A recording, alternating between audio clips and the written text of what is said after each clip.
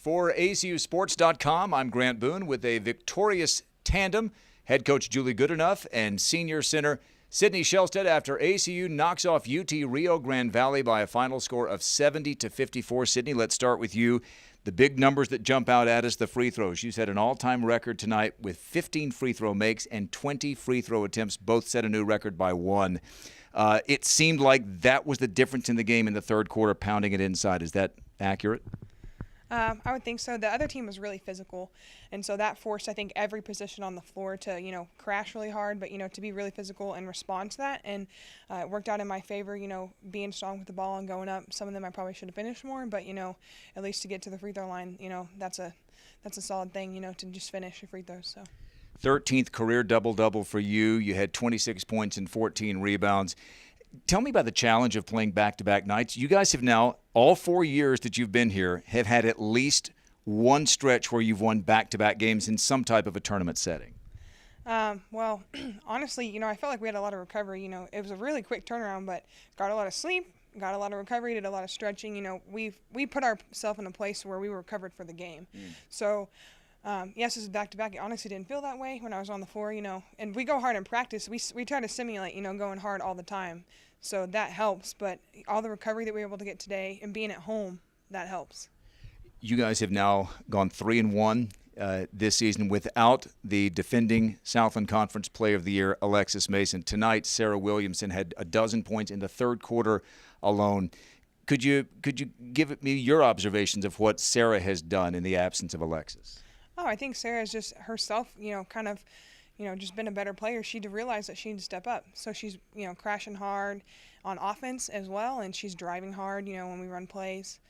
She just really stepped up. She communicates well. She's getting aggressive on defense. She's doing a lot of things. She's passing the ball well. Sierra Allen is another person that has really stepped it up in her absence. But all these freshmen, Alexis being gone is only going to make us a better team. Getting these young girls minutes, but, they've all been rallied and been positive, and that's only going to help the team. Well, let's talk to your coach. Coach, what she just said is what you told me there in Columbia, Missouri 8 nights ago. Not having Alexis could be a blessing in disguise in a way. I think we're beginning to see it, aren't we, a little bit? Well, it's, credit our team for just not worrying about it. Alexis adds so much to our program. I mean, she's we hope when she comes back she'll get right back into the flow and average about 20 points a night for us, but our team just doesn't worry about it. I mean, we go with who we have. We're starting to trust each other a lot more every day, and players that maybe wouldn't get to play as much, they are getting a lot of quality time right now, and it's just going to be a bonus for us when we add Alexis in the mix. Our freshmen are playing a lot of minutes. Sarah's getting some quality minutes, and I don't know what she did at halftime, but she came out, guns a-blazing, just ready to go, and really set the tempo for us in the second half. Really smart decisions on the offensive end, and so we're using it as a blessing, I guess, right now. Just some people are getting some big-time minutes and big-time games for us. I mean, we picked up another Division I win today without her, and our team just continues to I guess just really make me proud the way that they are handling adversity and knowing that even when things are not going our way, we have figured out how to push through and fight through the adversity. Controlling the controllables, Absolutely. as someone famous once said. I think that was you, actually. Sarah had 16 points, but in addition to that, seven rebounds and 5 assists. I thought those things may have been just as important. And 100%, I think, from the free throw line. I mean, she came out in the second half and just did a tremendous job for us. And she has the physical capability to get rebounds and get to the hole and get and ones. And I was really glad to see her play with that confidence and that sense of urgency in the second half. How difficult was it to game plan a team like UTRGV after you had played Omaha last night? We had our scouting report ready to go before we even played Omaha. Coach Lambert had the UTRGV scout. I had the North Texas scout. We watched them last night to make sure that, we had a good grasp of what we could expect from them. And today, like Sydney said, being at home, we took full advantage of our athletic training room today.